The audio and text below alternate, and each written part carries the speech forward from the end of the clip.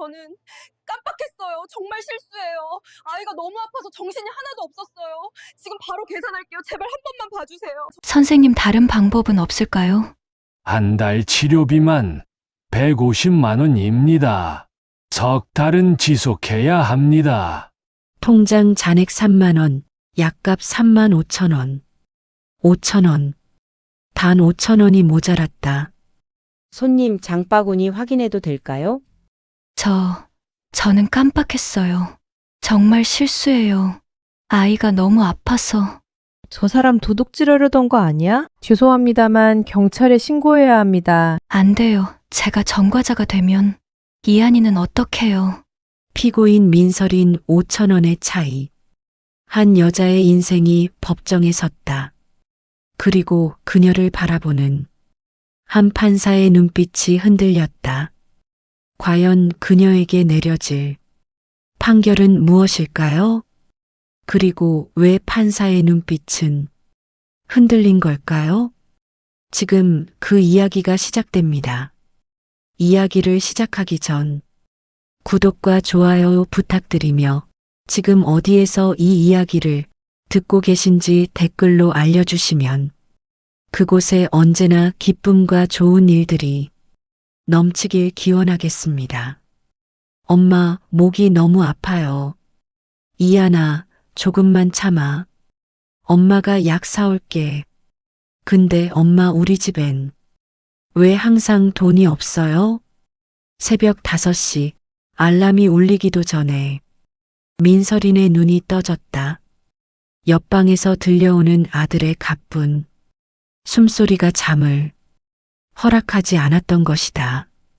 35의 나이, 하지만 거울 속 그녀의 얼굴은 40을 훌쩍 넘긴 사람처럼 지쳐 보였다.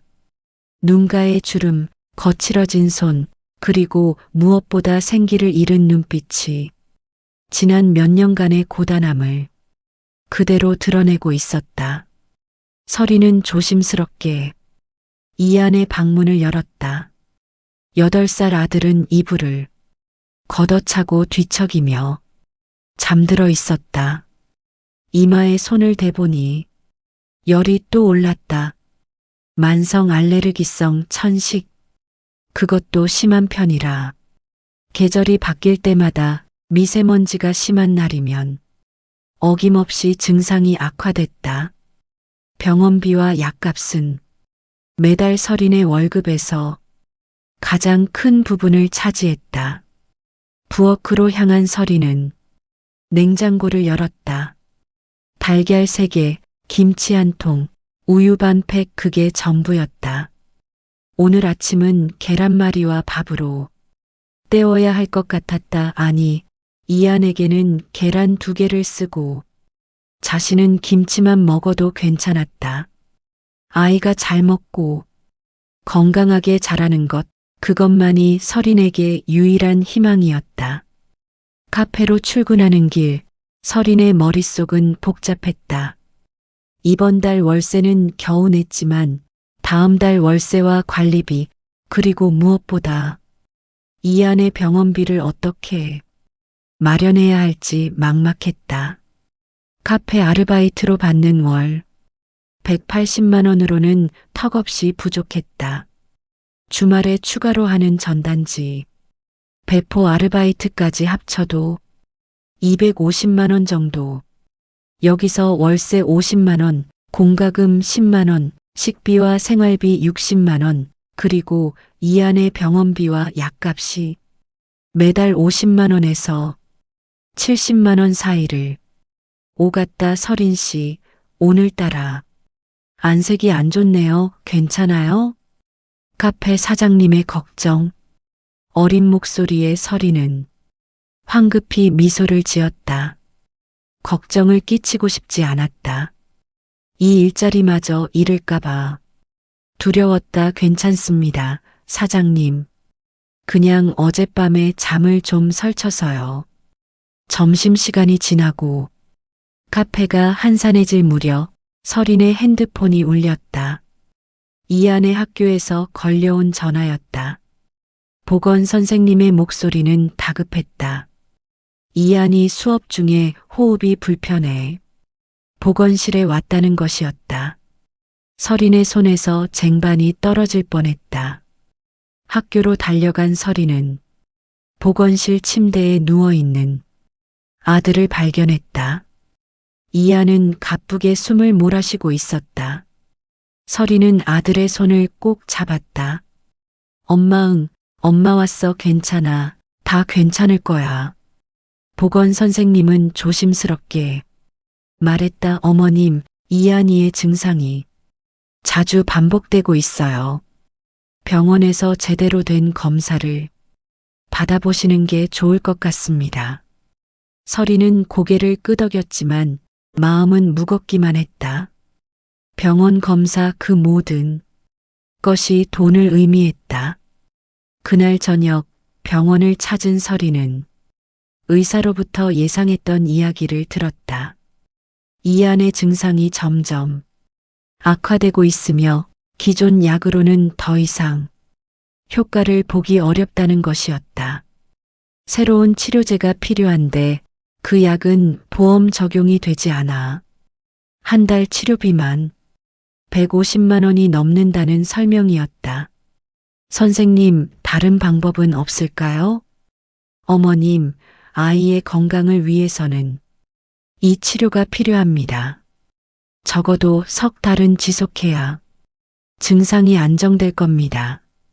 석 달이면 450만 원. 서린은 눈앞이 캄캄했다. 병원을 나와 이한의 손을 잡고 집으로 향하는 길, 그녀의 다리는 천근만근 무겁게 느껴졌다. 그날 밤 이한을 재우고 난 뒤 서린은 통장을 확인했다. 잔액은 12만 원, 카드 대금은 다음 주에 50만 원이 빠져나간다. 마이너스 통장은 이미 한도까지 썼고 대출도 더 이상 받을 수 없었다. 신용 등급이 바닥이었다. 서린은 고개를 감싸쥐었다. 어떻게 해야 할까? 무엇을 해야 할까? 밤은 깊어가고 옆방에서는 이한의 가쁜 숨소리만 들려왔다. 하지만 서린은 알고 있었다. 포기할 수 없다는 것을, 아이를 위해서라도 방법을 찾아야 한다는 것을. 다음 날 아침 서린은 이한을 학교에 보낸 뒤 시청 복지과를 찾았다. 긴급생계 지원이라도 받을 수 있지 않을까 하는 희망을 품고서였다. 하지만 대답은 냉정했다. 그녀는 아직 근로 능력이 있는 것으로 분류됐고 소득이 기준선을 약간 초과한다는 것이었다. 월 250만 원. 종이 위의 숫자로는 충분해 보일지 몰라도 실제 삶에서는 턱없이 부족한 금액이었다. 죄송합니다만 현재로서는 지원 대상이 아니십니다. 다만 아동의료비 지원 프로그램이 있으니 신청해 보시길 권해드립니다.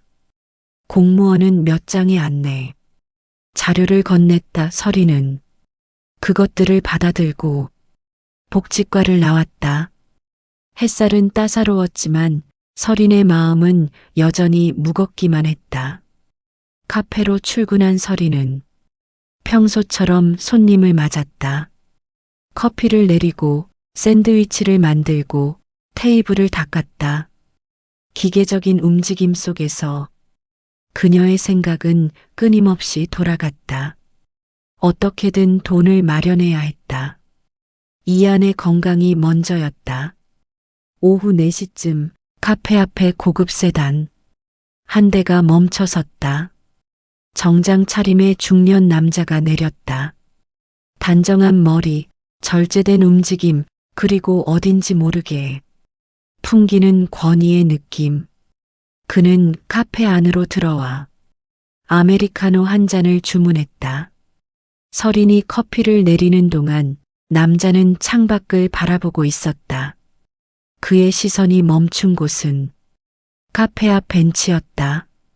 거기에는 학교를 마치고 엄마를 기다리는 이한이 앉아 있었다.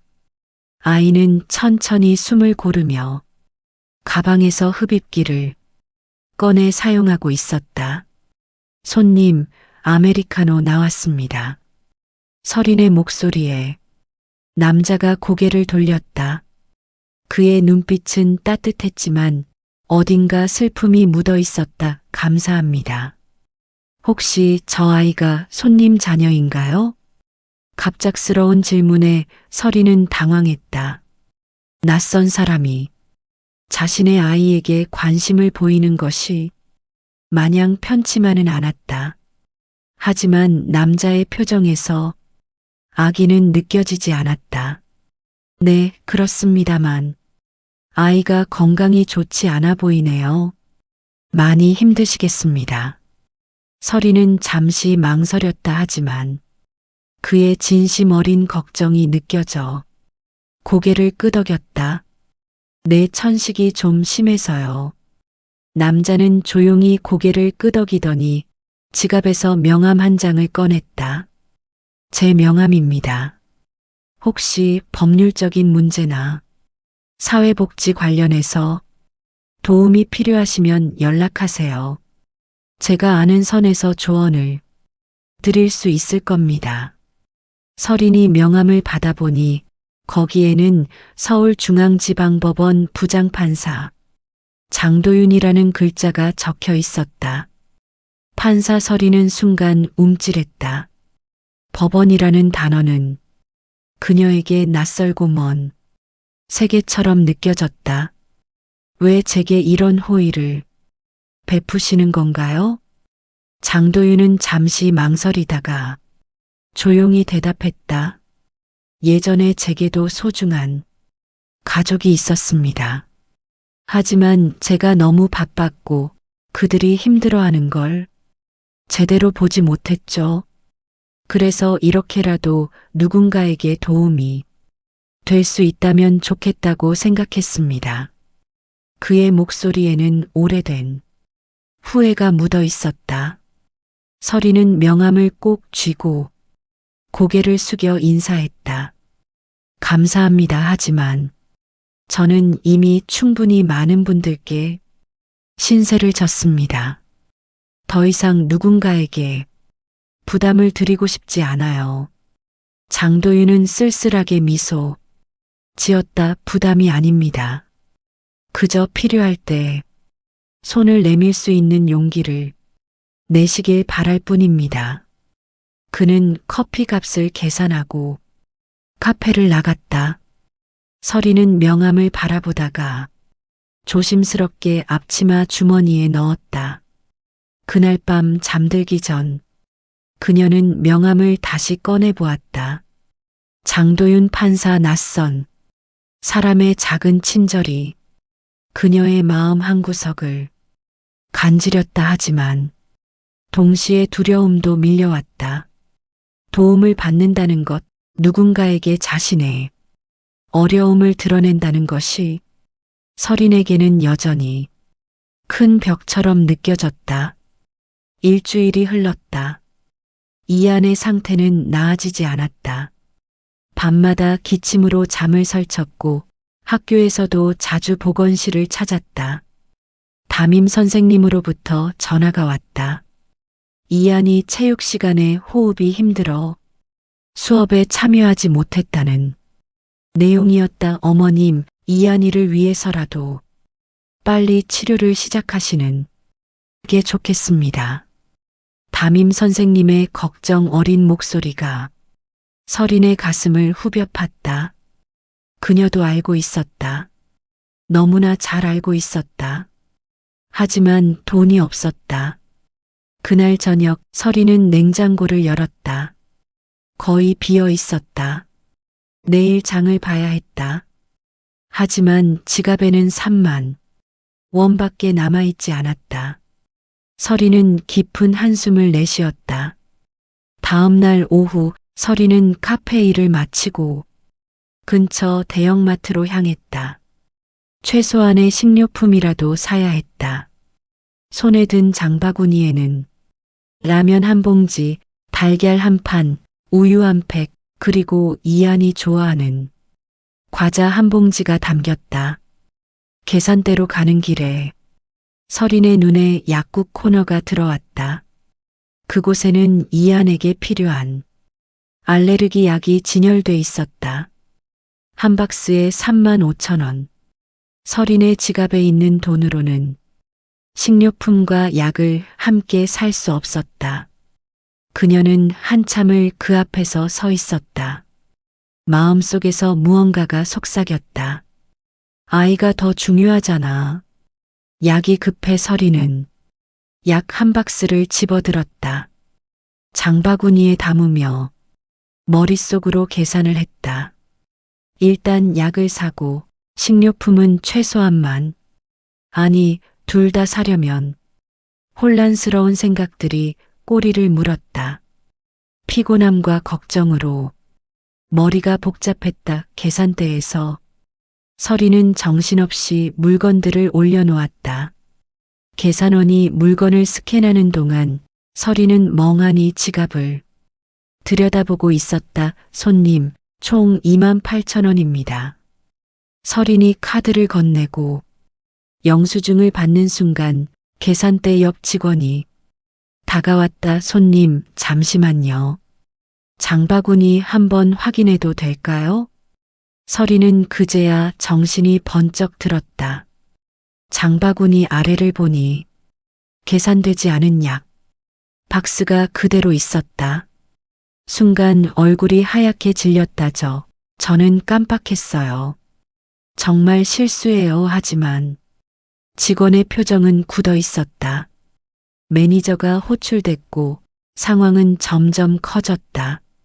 주변 사람들의 시선이 서린에게 쏟아졌다. 서린은 떨리는 목소리로 설명했다. 정말 실수였어요. 제가 정신이 없어서, 아이가 아파서 약이 급했는데 계산을 제대로 못했어요. 지금 바로 계산할게요. 정말 미안합니다. 매니저는 한숨을 쉬며 사무실로 서린을 데려갔다. 손님 사정은 이해합니다만 저희도 규정이 있습니다.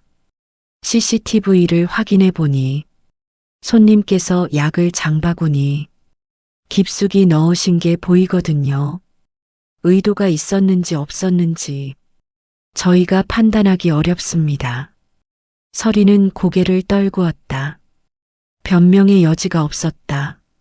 설령 실수였다 하더라도 그 순간 그녀의 마음 한편에는 복잡한 생각들이 있었던 것도 사실이었다.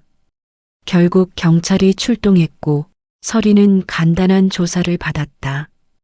약값을 즉시 지불했고 마트 측도 더 이상 문제 삼지 않기로 했다. 하지만 이미 신고가 접수된 상황이라 약식 재판 출석 통지를 받게 될 거라는 설명을 들었다. 집으로 돌아오는 길 서린의 다리는 후들거렸다. 재판 그 단어가 머릿속을 맴돌았다. 그녀는 범죄자가 되고 싶지 않았다. 단지 아이를 살리고 싶었을 뿐인데 어쩌다 이 지경까지 왔을까. 아파트 계단을 오르며 서린은 눈물을 참았다. 이안에게는 걱정을 끼치고 싶지 않았다. 문을 열고 들어서자 아들이 숙제를 하다 말고 엄마를 반겼다. 엄마, 왜 이렇게 늦었어? 배고파 서린은 억지로 미소를 지으며 아들의 머리를 쓰다듬었다. 미안해. 이안아, 엄마가 장 보느라 좀 늦었어. 금방 저녁 해줄게. 그날 밤 이안을 재운 뒤 서린은 부엌 바닥에 주저앉아 한없이 울었다. 소리 내지 않으려 입을 막으며 흐느꼈다. 왜 이렇게 힘들까? 왜 아무리 노력해도 나아지지 않을까? 하지만 울음이 그치자 서린은 다시 일어섰다. 아직 포기할 수 없었다. 이안을 위해서라도. 이틀 뒤 서린의 우편함에 법원 출석 통지서가 도착했다. 서울중앙지방법원 재판 날짜는 2주 후. 금요일 오전 10시 서리는 통지서를 손에 쥔 채 한참을 멍하니 서 있었다. 카페 사장님에게는 개인 사정으로 하루 쉬어야 한다고 말했다. 사장님은 흔쾌히 허락해줬지만 서리는 마음이 무거웠다. 혹시 사장님이 이 사실을 알게 되면 어떻게 될까? 일자리를 잃게 되는 건 아닐까? 재판 당일 서리는 이안을 학교에 보낸 뒤 법원으로 향했다. 오래된 회색 코트를 걸치고 머리는 단정하게 묶었다. 거울을 보니 창백하고 지친 얼굴이 비쳤다. 그녀는 깊게 숨을 들이마셨다. 법원 건물은 웅장하고 위압적이었다.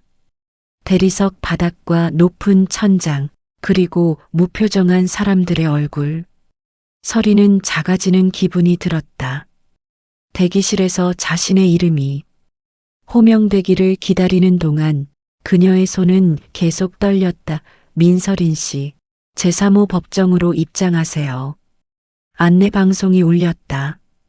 서리는 떨리는 다리를 이끌고 법정 문을 열었다. 법정 안은 조용했다. 방청석은 비어 있었고 앞쪽에는 재판장석이 높이 자리하고 있었다. 서리는 지정된 자리에 섰다. 피고인 민서린, 본인 맞습니까? 재판장의 목소리가 울렸다. 서리는 고개를 들어 재판장을 바라봤다. 그 순간 그녀의 눈이 크게 떠졌다. 재판장석에 앉아 있는 사람은 다름 아닌 장도윤 판사였다. 일주일 전 카페에서 명함을 건넸던 바로 그 사람 장도윤도 서린을 알아봤다. 그의 표정에 놀라움이 스쳤지만 곧 평정을 되찾았다 하지만 그의 눈빛에는 복잡한 감정이 어려 있었다. 네, 본인 맞습니다. 서린의 목소리는 가늘게 떨렸다. 부끄러움과 수치심이 밀려왔다. 하필이면 자신에게 호의를 베풀었던 그 사람 앞에서 이런 모습으로 서게 될 줄은 몰랐다. 재판이 진행됐다. 검사가 기소 내용을 낭독했다. 계산 누락으로 인한 절도 미수 피해. 금액 35,000원. 서리는 고개를 숙인 채 그 내용을 들었다. 장도윤 판사는 침착하게 절차를 진행했다. 피고인 사건 내용에 대해 어떻게 생각하십니까? 저는 변명의 여지가 없습니다. 다만 고의가 아니었다는 것만은 말씀드리고 싶습니다. 정신이 없었고 아이 생각에 판단력이 흐려졌습니다. 제 잘못입니다. 피고인의 상황에 대해 설명해 주시겠습니까? 서리는 목이 메었다. 그녀는 천천히 자신의 이야기를 했다. 싱글맘으로 아이를 키우는 것, 아들의 지병, 부족한 치료비, 그리고 그날의 혼란스러운 상황까지. 장도윤은 서류를 넘기며 서린의 상황을 확인했다. 싱글맘 월수입 250만 원, 부양가족 1인. 그는 잠시 침묵했다. 피고인은 전과가 없고 입원이 초범입니다. 그리고 즉시 약값을 지불했으며 피해자 측에서도 더 이상 처벌을 원하지 않는다고 진술했습니다. 장도윤의 목소리는 평소보다 부드러웠다. 그는 서린을 바라보며 물었다. 현재 아드님의 치료는 제대로 받고 계십니까? 서린은 고개를 저었다. 눈물이 흘러내렸다. 받지 못하고 있습니다. 치료비가 감당이 안 됩니다. 법정 안에 침묵이 흘렀다. 장도윤은 깊은 한숨을 내쉬었다. 그는 15년 전 자신이 놓쳤던 동생을 떠올렸다. 바쁘다는 핑계로 판사라는 직업에 매몰돼 가족이 힘들어하는 것을 몰랐던 자신을, 그리고 결국 동생이 세상을 떠난 후에야 후회했던 그 시간들을 본 재판은 일주일 뒤로 연기하겠습니다. 그동안 피고인은 사회복지센터와 연계해 필요한 지원을 받을 수 있도록 하십시오. 법원 사무관이 관련 정보를 제공할 것입니다. 서리는 고개를 들어 장도윤을 바라봤다. 그의 눈빛에는 따뜻함과 동시에 깊은 슬픔이 담겨 있었다. 재판이 끝나고 법정을 나선 서리는 복도에서 잠시 주저앉았다. 긴장이 풀리자 온몸에 힘이 빠졌다. 그때 법원 사무관이 다가와 서류 몇 장을 건넸다. 판사님께서 전달하라고 하셨습니다. 긴급복지지원과 의료비 지원 신청서입니다. 이쪽 사회복지센터로 연락하시면 도움받으실 수 있을 거예요. 서리는 떨리는 손으로 서류를 받았다. 그녀는 다시 한번 법정 문을 바라봤다. 그 안에서 장도윤 판사는 다음 사건을 준비하고 있을 것이다. 서리는 깊은 감사와 동시에 복잡한 감정을 느꼈다. 자신은 잘못을 저질렀지만 그 사람은 여전히 자신을 사람으로 대해줬다. 재판이 연기된 뒤 일주일 동안 서린의 삶은 여전히 혼란스러웠다. 그녀는 법원 사무관이 준 서류를 들고 사회복지센터를 찾아갔다. 담당 상담사는 친절하게 서린의 상황을 들어줬고 긴급복지지원 신청을 도와줬다. 보통 2주 정도 걸립니다. 조금만 기다려주세요.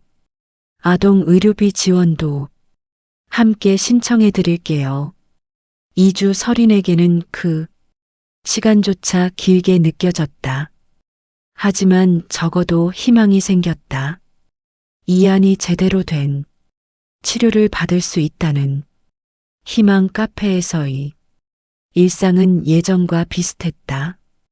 다만 동료 직원 중 한 명이 서린에게 무슨 일이 있었는지 눈치챘는지 가끔 염려 어린 눈빛을 보냈다 하지만 서린은 대수롭지 않게 넘겼다. 그러나 모두가 냉정한 것은 아니었다. 카페 사장님은 서린을 조용히 사무실로 불렀다. 서린 씨, 요즘 많이 힘드시죠? 서린은 고개를 숙였다. 사장님은 따뜻한 목소리로 말을 이었다. 저도 예전에 비슷한 시기가 있었어요.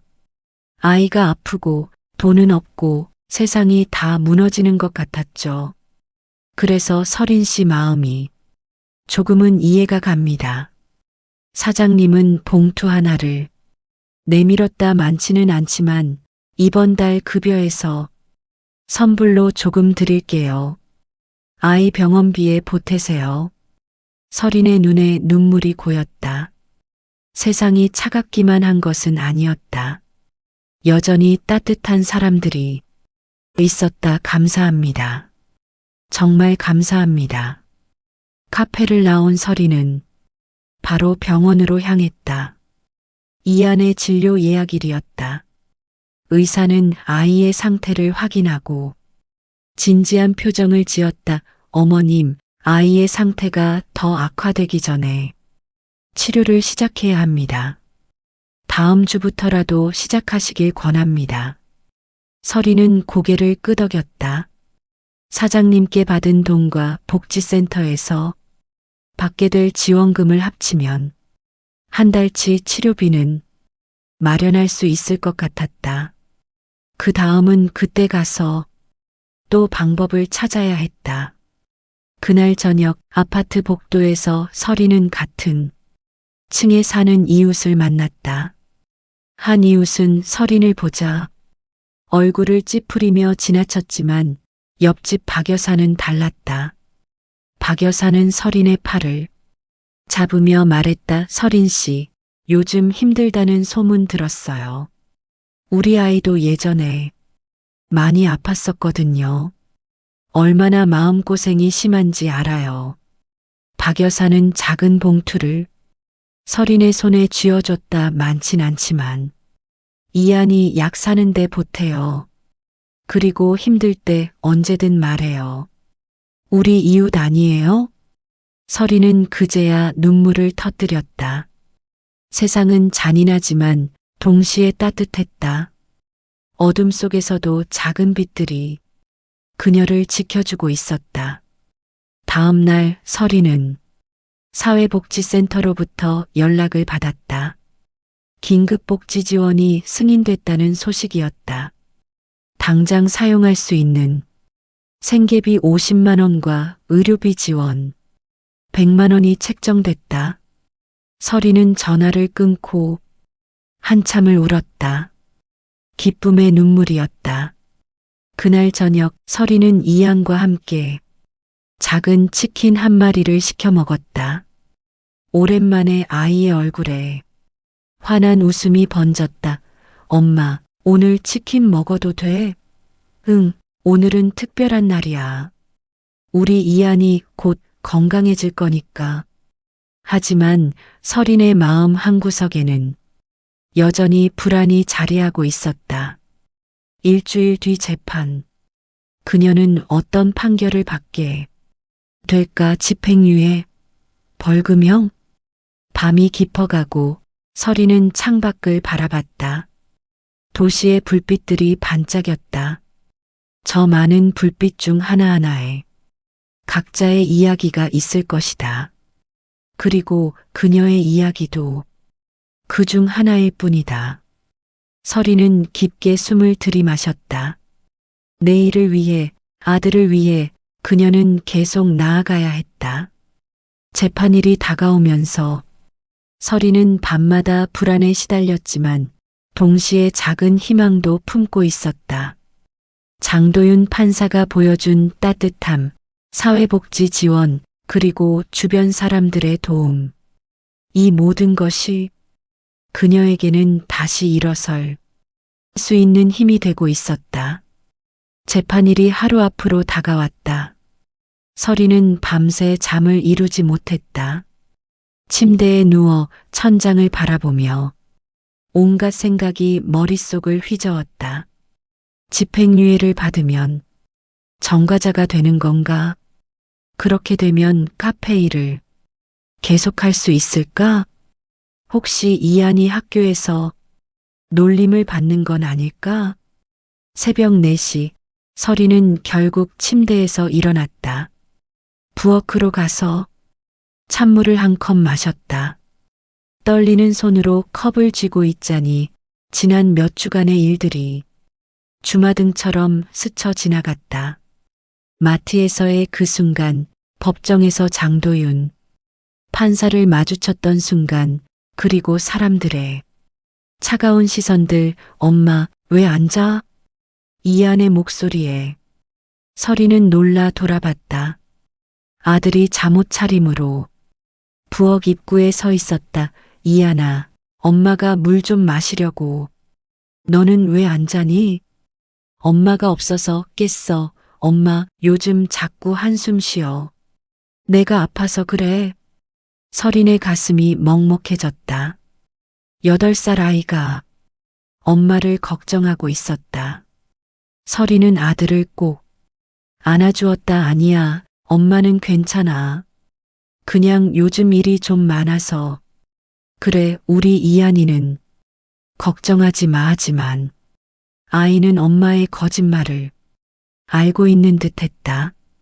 이안은 엄마의 품에 안긴 채 조용히 말했다. 엄마, 나 크면 엄마 힘들지 않게 해줄 거야.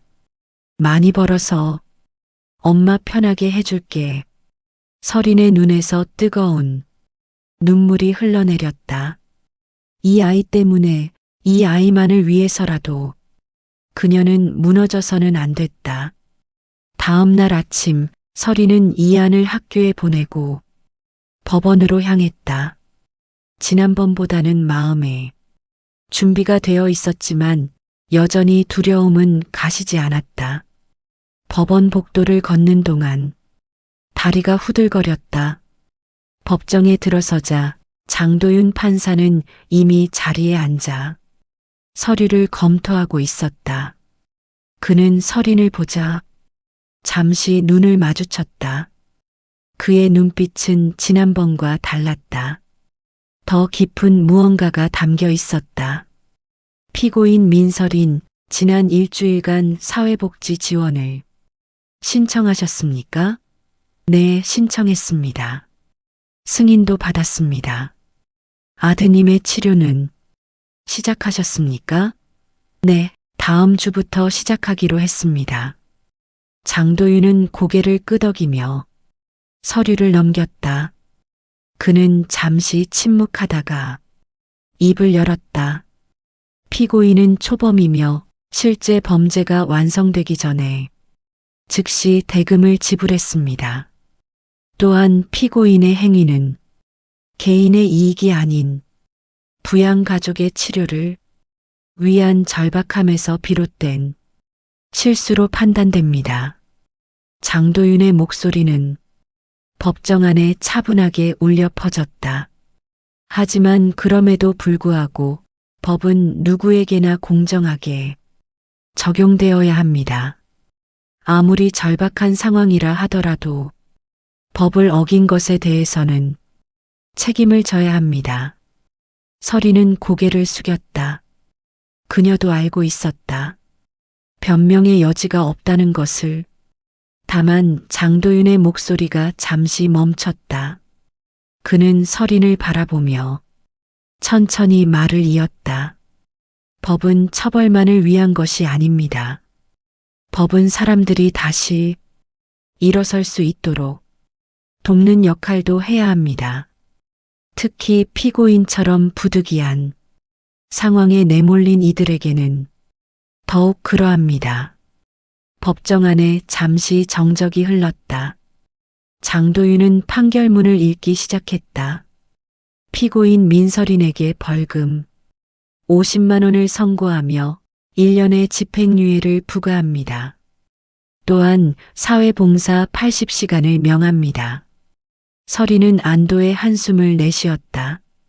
집행유예 정과는 남지만 당장 큰 처벌은 피할 수 있었다. 그리고 장도윤이 다시 입을 열었다. 법원은 피고인이 지역사회복지센터에 지속적인 지원을 받을 수 있도록 권고합니다. 또한 피고인의 자녀에 대한 의료비 지원 프로그램 연계를 복지 담당 부서에 요청하겠습니다. 서린은 고개를 들어 장도윤을 바라봤다. 그의 얼굴에는 복잡한 감정이 어려 있었다.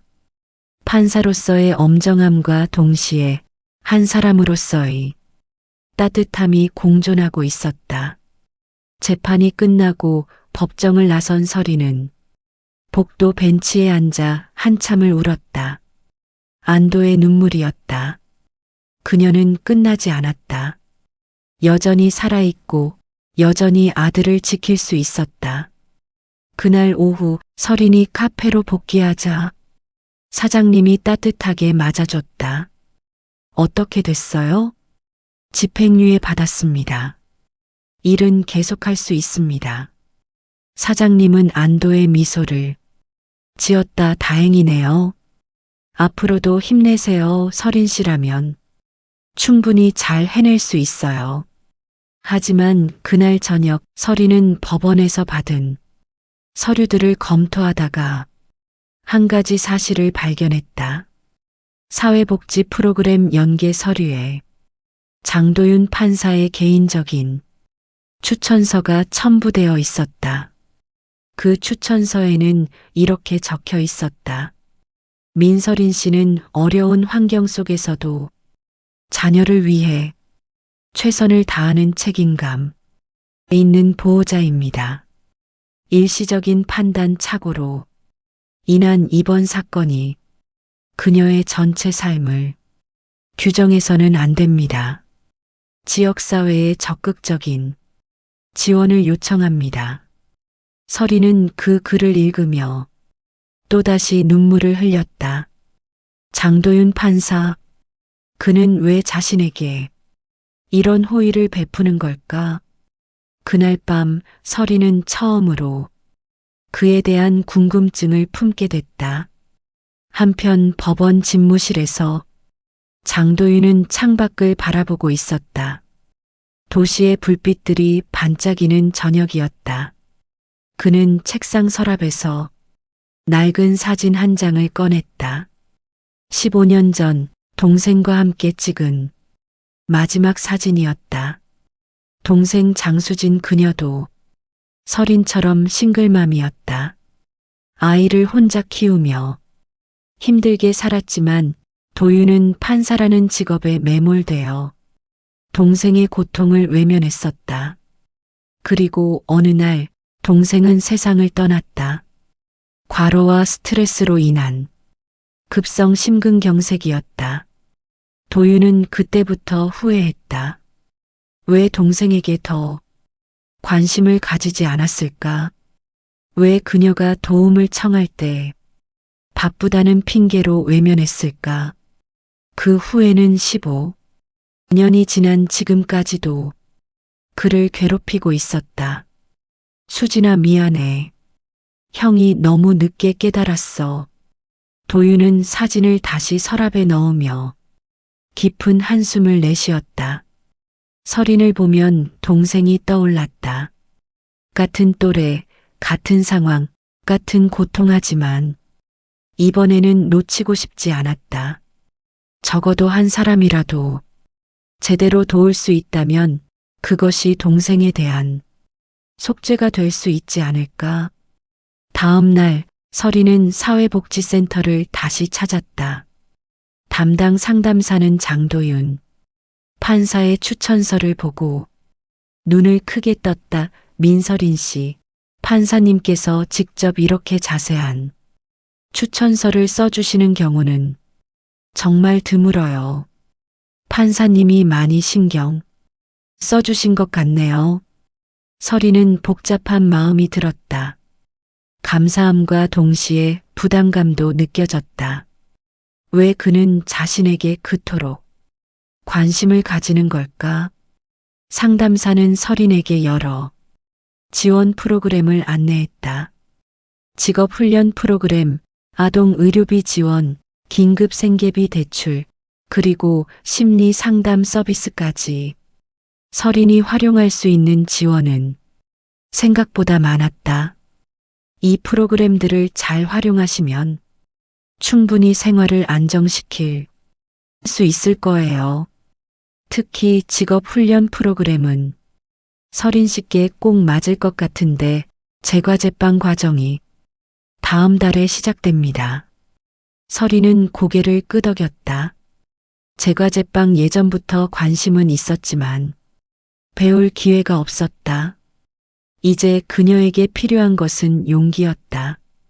도움을 받는 것이 부끄러운 일이 아니라는 것을 받아들이는 용기.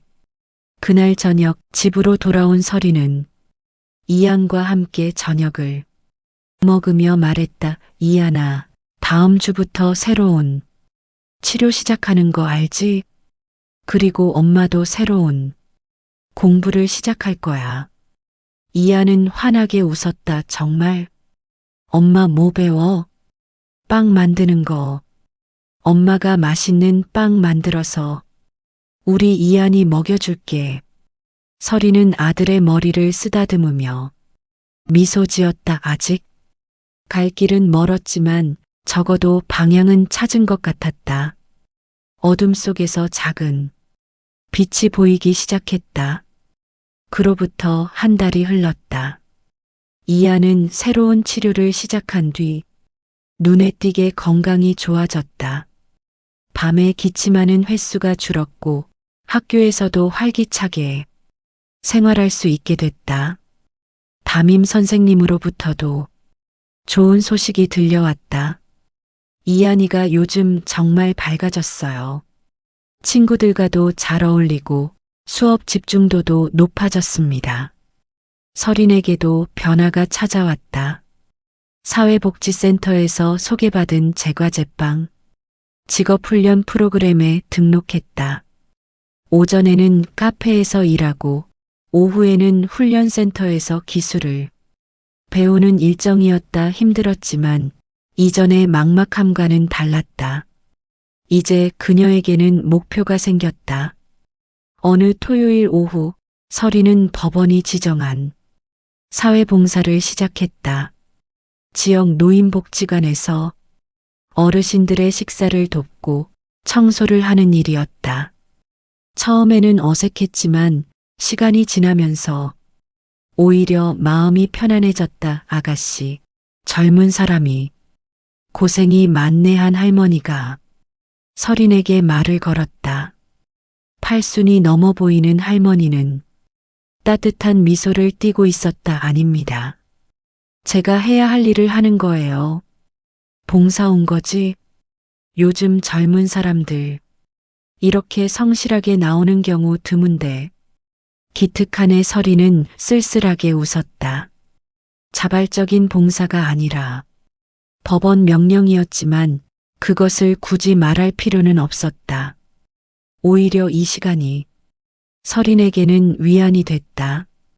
자신보다 더 어려운 처지, 사람들을 돕는다는 것이 그녀에게 작은 자부심을 주었다. 봉사를 마치고 복지관을 나서는데 입구에서 낯익은 사람을 마주쳤다. 장도윤 판사였다. 그도 서린을 보고 놀란 표정을 지었다. 민서린 씨, 여기서 봉사하시는군요. 네, 판사님. 오늘이 첫날입니다. 둘 사이에 어색한 침묵이 흘렀다. 장도윤이 먼저 입을 열었다. 저도 매달 한 번씩 이곳에서 법률 상담 봉사를 합니다. 오늘이 그날이네요. 아, 그러시군요. 서리는 어떻게 반응해야 할지 몰라 머뭇거렸다. 장도윤은 조심스럽게 물었다. 아드님 치료는 잘 되고 있습니까? 네, 많이 좋아졌습니다. 판사님 덕분입니다. 장도윤은 고개를 저었다. 제가 한 일은 없습니다. 민서린 씨가 스스로 용기를 내신 겁니다. 그는 잠시 망설이다가 말을 이었다. 혹시 시간 괜찮으시면 잠깐 차 한잔 하실래요? 드릴 말씀이 있습니다. 서리는 당황했지만 거절할 이유도 없었다. 두 사람은 복지관 근처 작은 카페로 향했다. 창가 자리에 마주 앉아 장도윤이 조심스럽게 입을 열었다. 사실 민서린 씨를 처음 봤을 때부터 누군가가 떠올랐습니다. 누구요? 제 동생입니다. 15년 전에 세상을 떠난 장도윤은 천천히 자신의 이야기를 꺼냈다. 판사라는 직업에 매몰되어 가족을 돌보지 못했던 것, 동생이 싱글맘으로서 겪었던 고통을 외면했던 것, 그리고 너무 늦게 후회했던 것. 동생도 민서린 씨와 비슷한 나이였습니다. 아이를 혼자 키우며 힘들게 살았죠. 하지만 저는 바쁘다는 핑계로 동생의 전화를 피했고 도움을 요청할 때 귀찮아했습니다. 장도윤의 목소리는 떨렸다. 그리고 어느 날 동생이 쓰러졌다는 연락을 받았습니다. 병원에 달려갔을 때는 이미 늦었죠. 과로사였습니다. 서리는 그의 이야기를 조용히 듣고 있었다. 장도윤은 창밖을 바라보며 말을 이었다. 그 후로 저는 제 자신을 용서할 수 없었습니다. 판사로서 수많은 사람들을 판단하지만 정작 가장 가까운 사람을 지키지 못했다는 사실이 저를 괴롭혔습니다. 그래서 저를 도와주신 건가요? 장도윤은 고개를 끄덕였다. 처음에는 그저 동생이 떠올라서였습니다. 하지만 지금은 민서린 씨가 다시 일어서는 모습을 보면서 제가 오히려 위로받는 것 같습니다. 서린의 눈에 눈물이 고였다. 판사님, 저는 아직도 부끄럽습니다. 제가 저지른 일이 정당화될 수는 없어요. 그렇습니다. 하지만 그 일이 민설인 씨의 전부를 규정하지는 않습니다. 중요한 건 지금 그리고 앞으로입니다. 장도윤은 설인을 바라보며 진심 어린 목소리로 말했다. 민설인 씨는 좋은 어머니입니다. 그리고 앞으로 더 강한 사람이 될 겁니다. 저는 그렇게 믿습니다. 카페를 나선 두 사람은 잠시 복지관 앞에 섰다. 석양이 지고 있었다. 장도윤이 먼저 인사했다. 그럼 저는 이만 가보겠습니다. 앞으로도 힘내세요. 판사님. 설인이 그를 불렀다. 장도윤이 돌아보자 설인은 깊게 고개를 숙였다. 정말 감사합니다. 판사님 덕분에 저는 다시 일어설 용기를 얻었습니다. 동생분도 분명 하늘에서 판사님을 자랑스럽게 여기고 계실 거예요. 장도윤은 쓸쓸하게 미소 지었다. 아닙니다. 용기는 원래 민설인 씨 안에 있었습니다. 제가 한 건 그저 그걸 보여드린 것뿐입니다. 그리고 위로의 말씀 감사합니다. 그날 밤 설이는 이안을 재우고 난 뒤 오랜만에 거울을 제대로 들여다봤다. 거울 속의 그녀는 여전히 지쳐 보였지만 예전과는 달랐다. 눈빛에 생기가 돌아오고 있었다. 나는 할 수 있어. 이안이를 위해서, 그리고 나 자신을 위해서. 설이는 스스로에게 다짐했다. 이제 그녀는 더 이상 도망치지 않을 것이다. 도움이 필요하면 요청하고, 실수했으면 책임지고, 넘어지면 다시 일어설 것이다. 제과제빵 훈련이 시작된 지 2달이 흘렀다. 설인의 손은 이제 밀가루 반죽을 능숙하게 다룰 수 있게 됐다. 처음에는 서툴러서 빵이 타거나 모양이 일그러지기 일쑤였지만 점차 실력이 늘었다. 강사는 설인의 성실함을 높이 평가했다. 민설인 씨, 손재주가 정말 좋으시네요. 이 정도면 충분히 취업 가능할 것 같아요. 설이는 그 말에 용기를 얻었다. 카페 아르바이트와 훈련을 병행하느라 몸은 힘들었지만 마음은 예전보다 훨씬 가벼웠다. 무엇보다 이안의 건강이 계속 좋아지고 있다는 사실이 그녀에게 가장 큰 힘이 됐다. 어느 수요일 오후 훈련을 마치고 집으로 돌아가는 길에 설인의 핸드폰이 울렸다. 사회복지센터 상담사였다. 민설인 씨, 좋은 소식이 있어서 연락드렸어요. 구청에서 운영하는 한부모 가정주거 지원 프로그램에 선정되셨습니다. 주거 지원이요? 네, 매달 월세의 30%를 지원해주는 프로그램이에요. 설인 씨 같은 경우 한 달에 15만 원 정도 지원받으실 수 있을 거예요. 설이는 전화를 끊고 한참을 멍하니 서 있었다. 15만 원 작은 금액 같지만 그녀에게는 큰 숨통이 트이는 금액이었다. 그 돈이면 이안에 학원비를 낼 수 있고 조금 더 나은 반찬을 살 수 있었다. 집에 도착하자 이안이 학교 가방을 벗어던지고 달려왔다. 엄마, 나 오늘 받아쓰기 100. 점 맞았어. 정말? 우리 이안이 최고다. 설이는 아들을 안아 올렸다. 예전에는 이렇게 안아 올리기도 힘들 정도로 기력이 없었는데 이제는 할 수 있었다. 아이도 엄마도 모두 조금씩 나아지고 있었다. 저녁을 먹으며 이안이 물었다. 엄마, 우리 이제 부자 됐어? 설이는 웃으며 고개를 저었다. 부자는 아니야 하지만 예전보다는 훨씬 나아졌지. 그리고 엄마가 열심히 배우고 있어서 곧 더 좋은 일자리를 구할 수 있을 거야. 그럼 나도 엄마처럼 열심히 공부할래. 설이는 아들의 머리를 쓰다듬으며 행복을 느꼈다.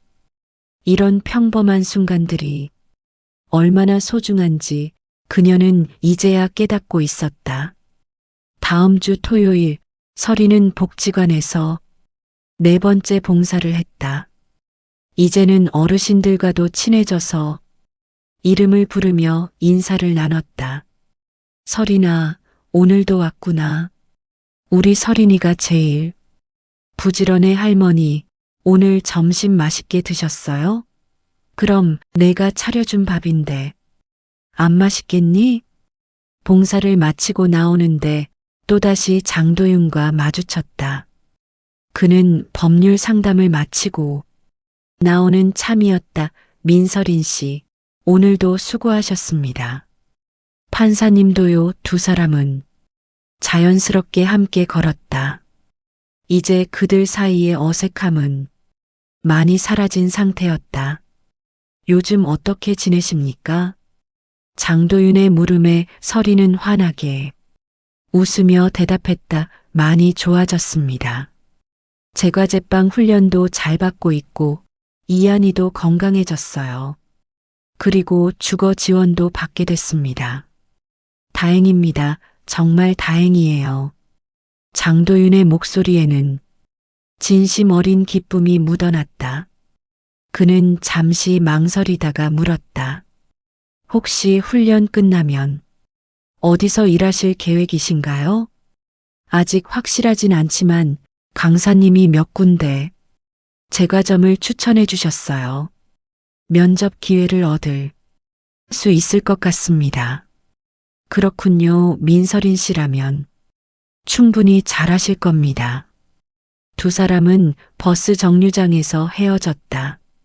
설인이 탄 버스가 떠나는 것을 바라보며 장도윤은 오랜만에 평화로운 마음을 느꼈다.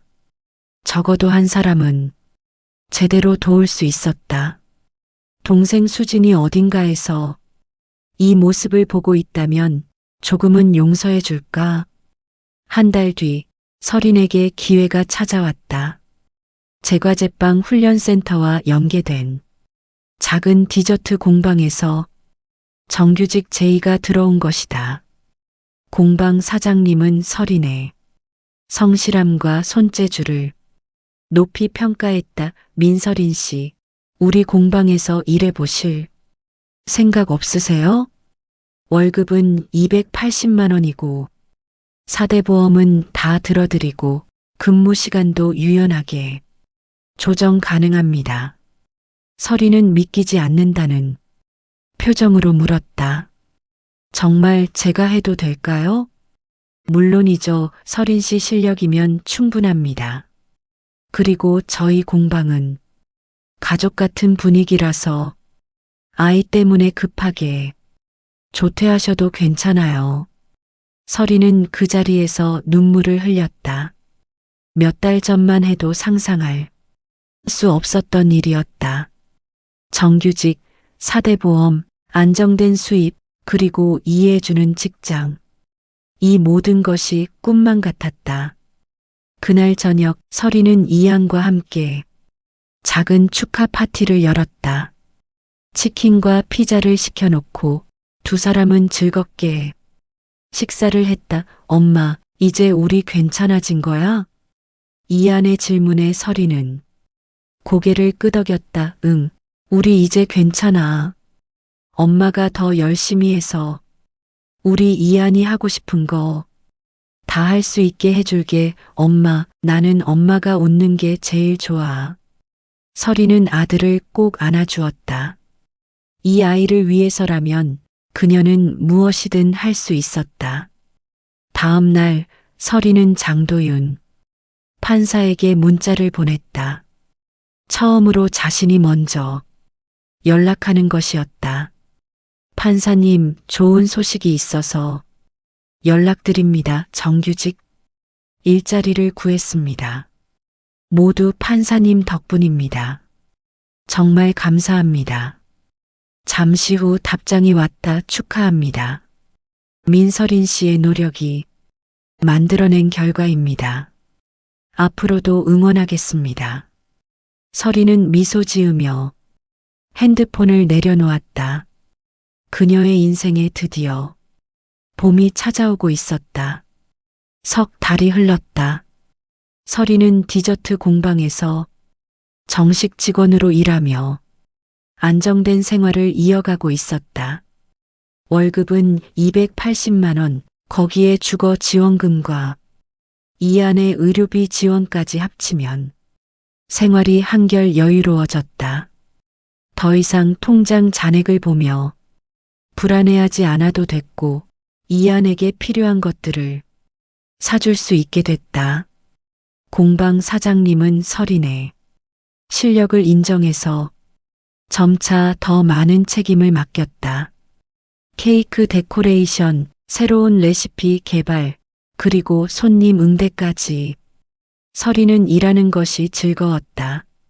처음으로 자신이 가치 있는 사람이라는 느낌을 받았다. 서린 씨, 이번 주 신메뉴 타르트 정말 맛있던데요? 손님들 반응이 아주 좋아요. 동료의 칭찬에 서린은 수줍게 웃었다. 감사합니다. 제가 만든 게 사람들에게 기쁨을 준다는 게 참 뿌듯해요. 이안도 놀라울 정도로 변했다. 건강이 좋아지면서 학교 생활도 활발해졌고 성적도 올랐다. 담임 선생님은 학부모 상담에서 서린에게 말했다. 이안이가 정말 많이 밝아졌어요. 예전에는 조용하고 소극적이었는데 요즘은 친구들과도 잘 어울리고 발표도 적극적으로 합니다. 서린은 그 말을 듣고 뿌듯해하며 집으로 돌아왔다. 아이가 행복해하는 모습, 그것이 그녀에게는 가장 큰 보상이었다. 어느 주말 서린은 오랜만에 여유를 갖고 이안과 함께 공원에 갔다. 아이는 신나게 뛰어놀았고 서린은 벤치에 앉아 그 모습을 바라봤다. 햇살은 따뜻했고 바람은 부드러웠다. 몇 달 전에 자신을 떠올리니 꿈만 같았다. 엄마, 나 그네 태워줘.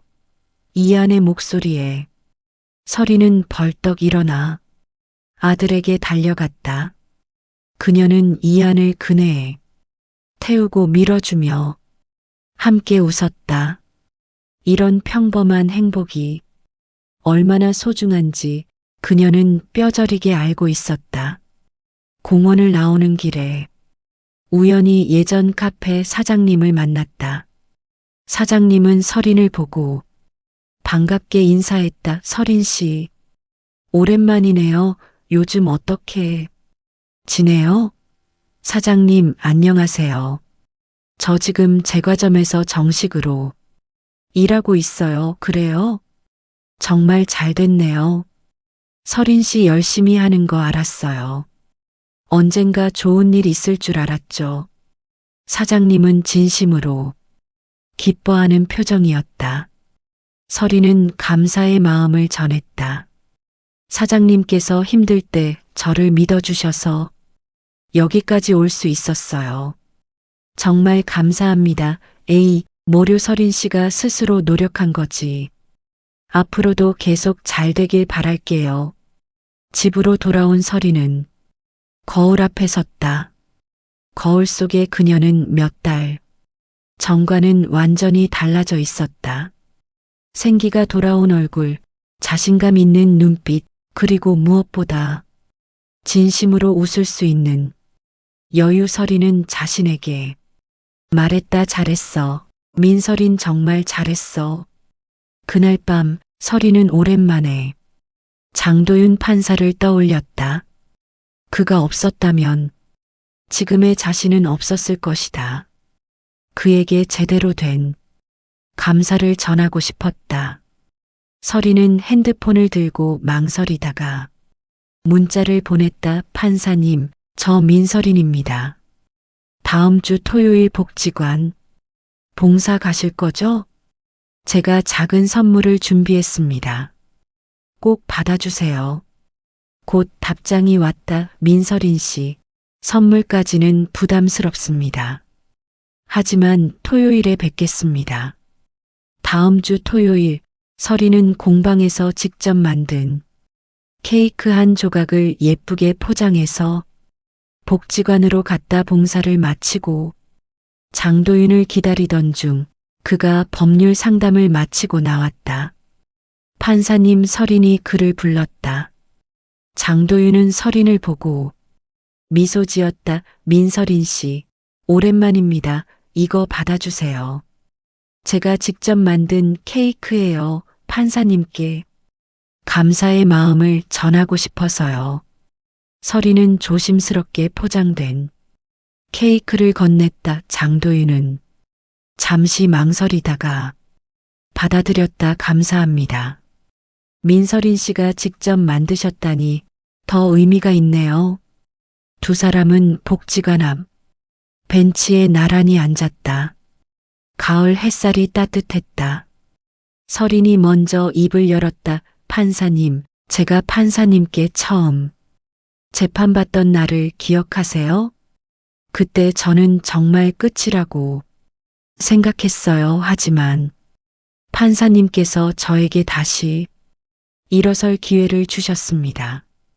장도윤은 조용히 듣고 있었다. 그 기회 덕분에 저는 지금 여기 있습니다. 안정된 일자리도 얻었고 아들도 건강해졌어요.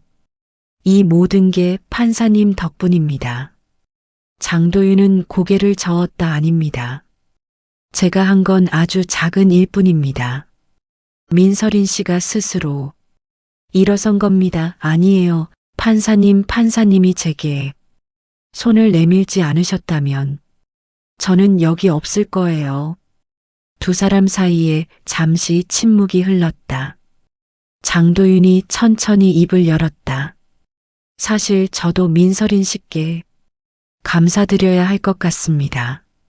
네, 민설인 씨를 통해 저도 치유받았습니다. 동생을 못 지킨 죄책감이 15년 동안 저를 괴롭혀왔는데 민설인 씨가 다시 일어서는 모습을 보면서 조금씩 그 무게를 내려놓을 수 있었습니다. 장도윤의 목소리는 떨렸다. 그러니 고마운 건 오히려 제가 민설인 씨께 해야 할 말입니다. 설이는 그제야 깨달았다. 이 관계는 일방적인 도움이 아니었다. 서로가 서로를 치유하고 있었던 것이다. 판사님, 동생분도 분명 판사님을 자랑스러워하고 계실 거예요. 판사님은 많은 사람들에게 희망을 주는 분이시니까요. 장도윤은 쓸쓸하게 미소 지었다. 그랬으면 좋겠네요. 해가 서쪽으로 기울기 시작했다. 두 사람은 벤치에서 일어났다. 그럼 저는 이만 가보겠습니다. 장도윤이 인사하며 돌아서려는데 설인이 다시 그를 불렀다. 판사님, 다음 달에 공방에서 작은 행사를 열어요. 새 메뉴 시식회인데 시간 되시면 들러주세요. 제 작품들을 보여드리고 싶어요. 장도윤은 잠시 생각하다가 고개를 끄덕였다. 알겠습니다. 시간을 내보겠습니다. 설이는 환하게 웃으며 손을 흔들었다.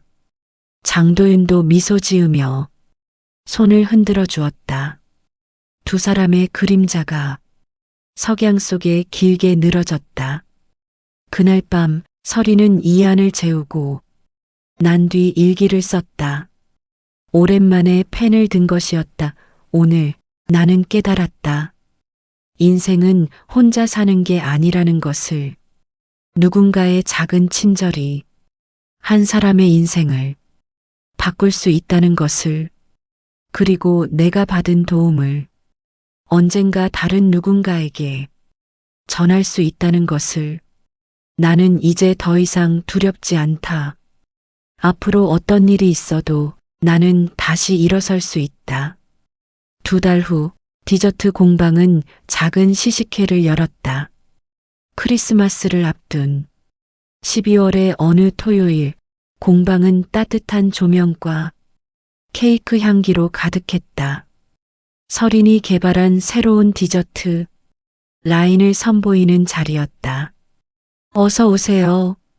설인은 환한 미소로 손님들을 맞았다. 그녀가 입은 파티시에 유니폼은 깔끔하고 단정했다.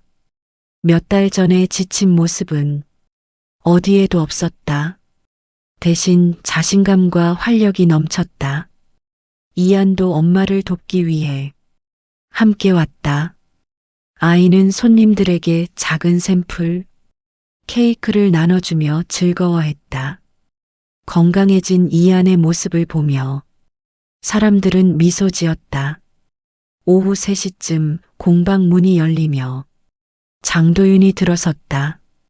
그는 단정한 캐주얼 차림으로 손에는 작은 꽃다발을 들고 있었다. 판사님. 설인이 반갑게 달려가 인사했다. 축하합니다. 민설인 씨 공방 시식회 성공을 기원합니다. 장도윤은 꽃다발을 건네며 따뜻하게 말했다.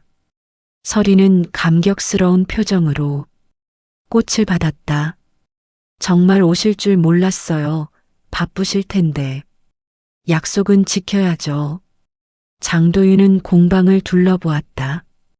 진열대에는 설인이 만든 다양한 디저트들이 예쁘게 놓여 있었다.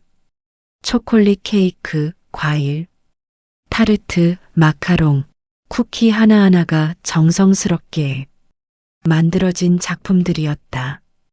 이 모든 걸 민설인 씨가 만드신 거예요? 네, 대부분 제가 만들었어요. 이건 제가 새로 개발한 레시피고 저건 손님들 반응이 가장 좋았던 메뉴예요. 설이는 자랑스럽게 자신의 작품들을 소개했다. 그녀의 눈빛은 빛났고 목소리에는 자신감이 넘쳤다. 장도윤은 그런 설인을 바라보며 흐뭇하게 미소 지었다. 정말 대단하십니다. 불과 몇 달 전과는 완전히 다른 사람 같네요. 판사님 덕분입니다. 판사님이 저에게 기회를 주지 않으셨다면 아닙니다. 장도윤이 설인의 말을 부드럽게 가로막았다. 이건 민설인 씨의 노력과 용기가 만들어낸 결과입니다. 저는 그저 옆에서 지켜봤을 뿐입니다. 그때 이안이 장도윤에게 다가왔다. 아저씨, 엄마가 만든 케이크 드셔보세요. 정말 맛있어요. 이안은 작은 접시에 케이크 한 조각을 올려 장도윤에게 건넸다. 장도윤은 고맙다며 케이크를 한 입 베어 물었다. 입안에 부드럽고 달콤한 맛이 퍼졌다. 정말 맛있네요. 민설인 씨, 실력이 대단하십니다. 감사합니다. 제가 만든 걸 누군가 맛있게 먹어주는 게 이렇게 기쁠 줄 몰랐어요. 시식회는 성황리에 진행됐다.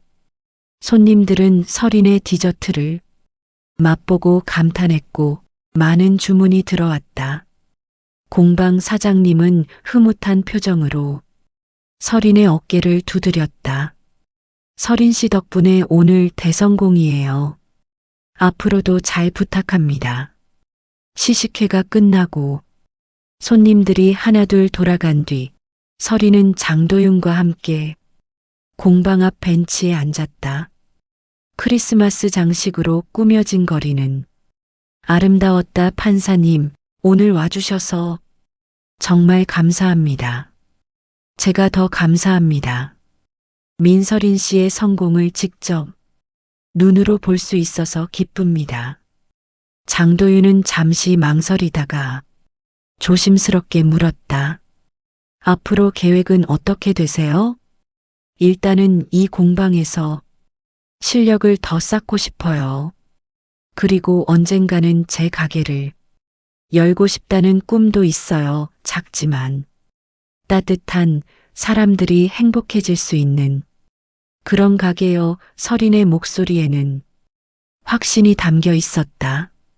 장도윤은 고개를 끄덕였다. 충분히 가능할 겁니다. 민서린 씨의 의지와 실력이라면요. 판사님은요? 여전히 법원에서 일하시는 거죠? 네, 그렇습니다. 하지만 예전과는 조금 달라졌어요. 장도윤은 하늘을 올려다보며 말을 이었다. 예전에는 법조문대로만 판결하려고 했습니다. 하지만 이제는 사람을 먼저 보려고 노력합니다. 법 뒤에 있는 사람이 이야기를 듣고 그들이 다시 일어설 수 있는 방법을 고민합니다. 그건 제 때문인가요? 장도윤은 고개를 끄덕였다. 민서린 씨를 통해 많은 걸 배웠습니다. 처벌이 전부가 아니라는 것, 때로는 기회가 사람을 변화시킨다는 것을요. 두 사람은 한동안 말없이 앉아 있었다. 편안한 침묵이었다. 거리에 크리스마스 조명이 하나둘 켜지기 시작했다. 판사님, 서린이 조용히 불렀다. 네, 이제 다른 사람도 도울 수 있을 것 같아요. 제가 받은 도움을 다른 누군가에게 전하고 싶어요. 장도윤은 따뜻하게 미소 지었다. 그게 바로 진짜 변화입니다. 받은 것을 나눌 수 있을 때, 그때 비로소 진정으로 성장한 거죠. 이안이 공방 안에서 뛰어나와 엄마에게 달려왔다. 엄마, 사장님이 케이크 포장해 주셨어. 우리 집에 가져가도 돼? 그래, 우리 이안이 오늘 수고했으니까 맛있게 먹자. 서리는 아들을 안아주며 일어섰다. 장도윤도 자리에서 일어났다. 그럼 저는 이만 가보겠습니다. 오늘 초대해 주셔서 감사했습니다. 아니에요. 와주셔서 감사하죠. 판사님, 앞으로도 가끔 연락드려도 될까요? 장도윤은 따뜻하게 미소 지었다. 물론입니다. 언제든 연락 주세요.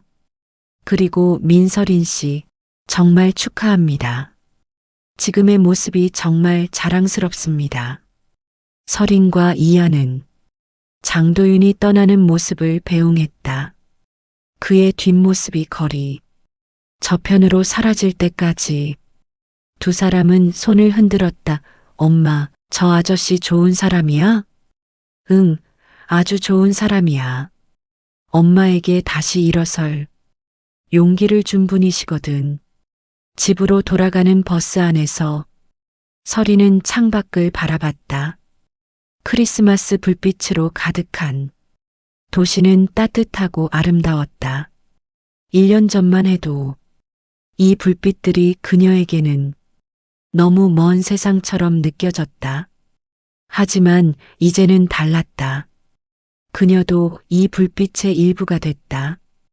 집에 도착해서 이안을 재운 뒤 서리는 거실 창가에 섰다. 밤하늘에는 별이 반짝였다. 그녀는 조용히 중얼거렸다. 나는 해냈어. 정말 해냈어. 그리고 이제 그녀는 알고 있었다. 도움을 요청하는 것은 부끄러운 일이 아니라는 것을, 넘어진다고 끝이 아니라는 것을, 그리고 무엇보다 다시 일어설 용기만 있다면 누구나 새로운 시작을 할 수 있다는 것을. 서리는 핸드폰을 꺼내 장도윤에게 마지막 문자를 보냈다. 판사님, 오늘 정말 감사했습니다. 판사님 덕분에 저는 새로운 인생을 시작할 수 있었습니다. 앞으로도 많은 사람들에게 희망을 주는 판사님이 되시길 바랍니다. 그리고 언젠가 제 가게가 생기면 꼭 초대할게요. 그때까지 건강하세요. 잠시 후 답장이 왔다. 민서린 씨, 진심으로 축하합니다. 앞으로 펼쳐질 민서린 씨의 인생이 행복으로 가득하길 바랍니다. 그리고 가게 오픈하시면 꼭 첫 손님으로 가겠습니다. 이한이도 건강하게 잘 키우시고 항상 응원하겠습니다. 서리는 미소 지으며 핸드폰을 내려놓았다. 창밖에서는 첫눈이 내리기 시작했다. 하얀 눈송이들이 거리를 덮으며 세상을 새하얗게 물들였다. 새로운 시작, 새로운 희망, 그리고 새로운 행복. 민서린의 이야기는 이제 시작이었다. 그리고 이 이야기는 단순히 한 여자의 성공담이 아니었다. 그것은 넘어진 사람이 다시 일어서는 과정, 절망 속에서 희망을 찾는 여정, 그리고 한 사람의 작은 친절이 다른 사람의 인생을 어떻게 바꿀 수 있는지에 대한 이야기였다. 서리는 이제 알고 있었다. 인생은 완벽하지 않아도 괜찮다는 것을, 때로는 넘어지고 실수하고 상처받더라도 다시 일어설 수 있다는 것을, 그리고 가장 중요한 것은 혼자가 아니라는 것을. 며칠 후 서리는 사회복지센터에 자원봉사 신청서를 제출했다. 상담사는 놀란 표정으로 물었다. 서린 씨, 이제 막 안정을 찾으셨는데 벌써 봉사를 하시려고요? 서리는 환하게 웃으며 대답했다. 제가 받은 도움을 이제 다른 분들께 나누고 싶어요. 힘든 시기를 겪는 싱글맘들에게 제 경험을 나눌 수 있다면 그분들에게도 희망이 될 수 있을 것 같아요. 그날 밤 서리는 오랜만에 평화로운 잠에 들었다. 꿈속에서 그녀는 자신의 작은 디저트 카페를 운영하고 있었다. 따뜻한 햇살이 들어오는 공간에서 이하는 건강하게 웃으며 숙제를 하고 있었다.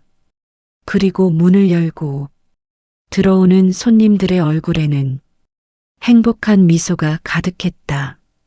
민서린의 새로운 인생이 지금 여기서 시작됐다. 그리고 그녀가 걸어갈 길은 이제 더 이상 어둡지 않았다. 앞에는 빛이 있었고 옆에는 함께 걸어갈 사람들이 있었다. 그리고 무엇보다 그녀의 마음속에는 다시 일어설 수 있다는 확신이 자리 잡고 있었다. 이것이 민서린의 이야기였다. 넘어졌지만 다시 일어선 한 여자의, 절망했지만 희망을 찾은 한 엄마의, 그리고 도움을 받았고 이제는 도움을 줄 수 있게 된 한 사람의 이야기. 오늘 들려드린 이야기가 당신의 가슴에 잔잔한 여운을 남겼다면 계속해서 당신의 일상에 포근한 감동을 전할 이야기들로 다시 찾아올 수 있도록 구독과 좋아요 부탁드립니다. 그리고 이야기 속 주인공에게 따뜻한 응원의 한마디도 댓글로 남겨주시면 감사하겠습니다. 당신의 매일을 언제나 응원합니다. 인생 앨범이었습니다. 감사합니다.